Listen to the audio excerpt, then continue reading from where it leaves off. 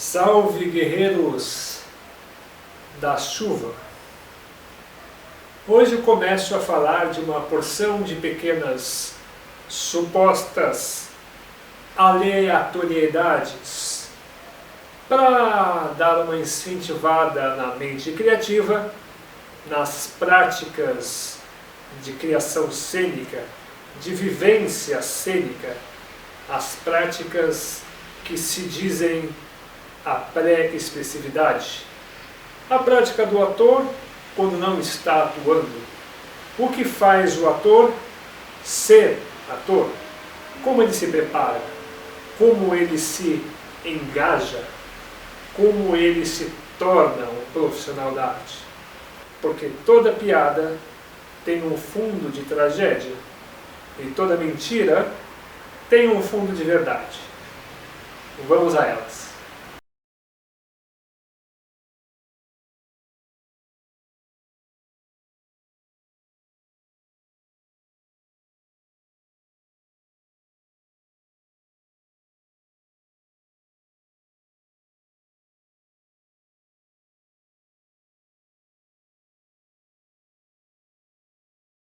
Um brinde a ele, este, aquele que nos traz as uvas.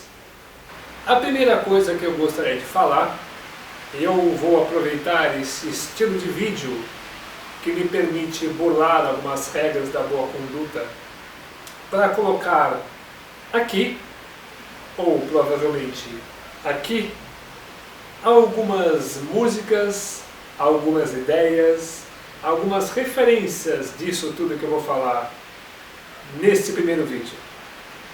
E por que eu coloquei essas coisas assim, sem mais nem menos? Porque a primeira coisa que eu gostaria de falar, que acredito que todos os atores devam fazer em algum momento de seu dia, ou pelo menos de sua semana, é dançar. Mas dançar o quê? Dançar assim como uma ameba, como um completo idiota, de uma forma totalmente descoordenada ou caótica? Tem gente que vai até dizer que isso é interessante, mas não é exatamente isso que eu quero. Dançar como um idiota ou como uma ameba pode ser interessante até certo ponto, para desconstruir a ideia de perfeição, a ideia de coordenação motora. Não consigo eu arrumar toda a minha roupa para me sentar no meu trono e conversar um pouco com você. A ideia de uma imagem num pedestal inatingível? Sim, nesse sentido é até interessante brincar um pouco de ser idiota, para desconstruir uma imagem social de sucesso. Mas, em determinado momento, todo ator corre um risco muito grande de cair na armadilha do tudo vale, tudo pode, e qualquer coisa que tiver em cena é arte. Será mesmo? E esse tudo pode é, obviamente, uma excelente experiência para se ter, mas depois de um certo tempo, esse tudo pode, muitas vezes, se torna nada. E qual dança que ele deve fazer? Aquela dança clássica, perfeita, com todos os passos coreografados, cronometrados. Haja chuva nessa cidade, haja chuva. Organizados de uma forma precisa e sem a qual não se pode dançar? Talvez sim, talvez não. Eu acredito que falta em muitos atores hoje em dia a experiência do balé, a experiência das artes marciais, a experiência da expressão corporal organizada e, por que não, a experiência da expressão corporal coreografada. Não é esse tipo de dança coreografado que eu estou querendo, e também não é o tipo de dança ameba, tudo pode e tanto faz. Não. Estou por aqui, ó. Por aqui. Procurem algum exemplo. Eu talvez deixe alguns exemplos desse vídeo. Mas procure algum exemplo de um artista, ou de um músico, ou de um dançarino que vocês gostem, ou até que não gostem, mas claramente de um profissional da música.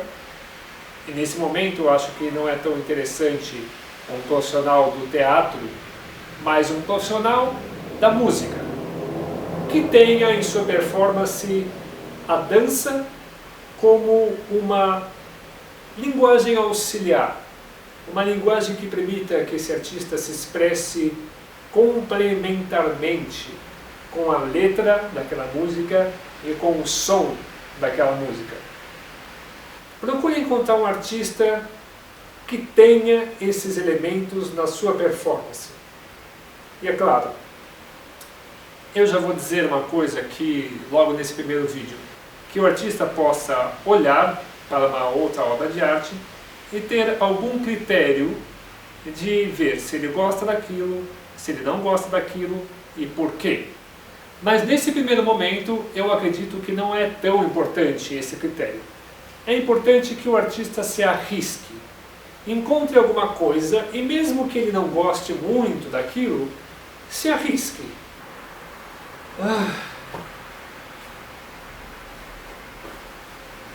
Mas é tanto infortúnio neste fim de dia. O risco é muito mais importante para um artista do que o julgamento. Isso com certeza. Então, se arrisque.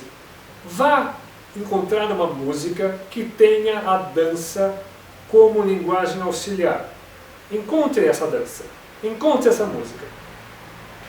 Um momento. Mais um brinde a ele que nos trouxe a uva.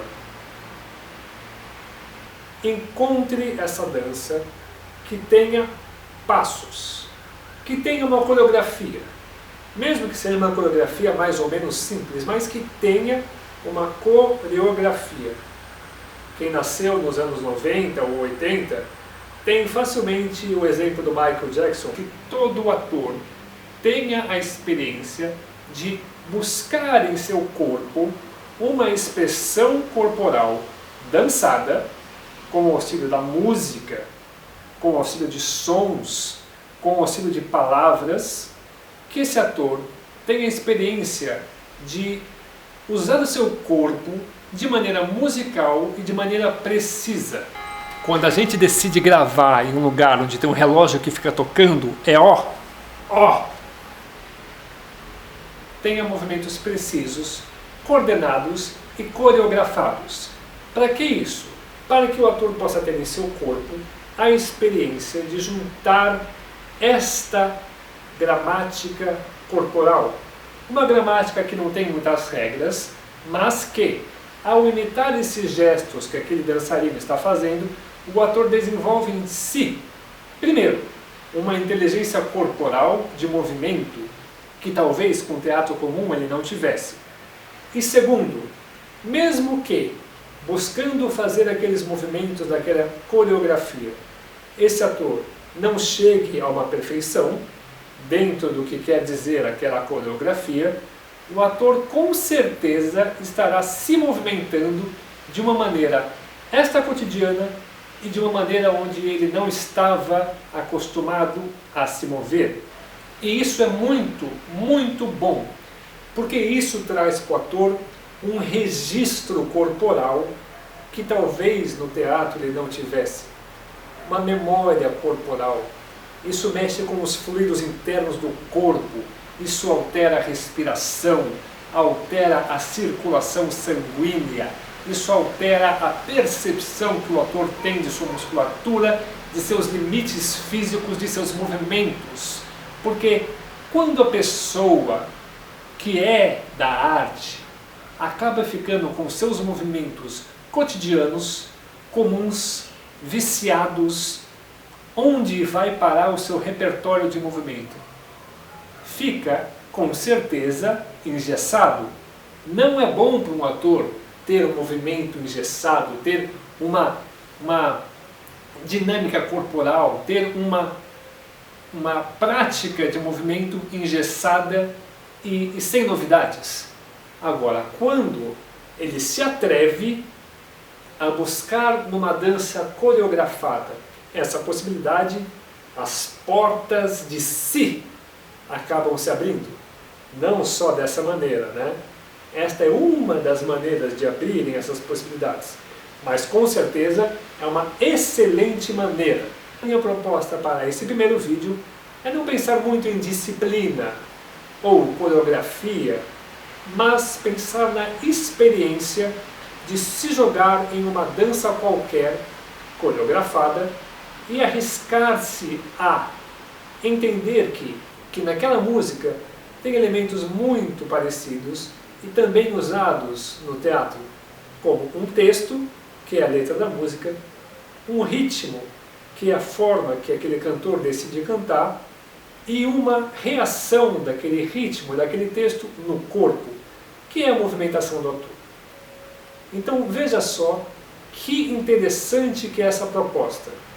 Que os atores, sejam eles de teatro, sejam eles os performers, sejam eles os atores de televisão, de cinema, de circo, de qualquer tipo de linguagem, que o ator tenha a experiência de perceber o seu texto, de perceber o seu movimento, de perceber a sua gramática e a sua decupagem cênica através também do olhar de um músico, de um dançarino. Arrisquem-se, ousem, tenham a audácia para algo que tire vocês do comum, que tire vocês da mesmice, que tire vocês da dureza de uma câmera, da dureza de um texto, da dureza de um trabalho de mesa, e traga a experiência de um corpo solto em movimento, de um risco, de uma não certeza, de uma vergonha, de um constrangimento, de uma movimentação interna e externa, para que o corpo do ator não seja jamais uma estátua parada e sem mobilidade. Que o corpo do ator seja um caos criativo. E o principal, com esta ideia e com todas as outras ideias que eu vou passando adiante nesta série de vídeos, é que os artistas da cena, vulgo atores, possam sempre crescer, crescer, crescer, crescer, crescer.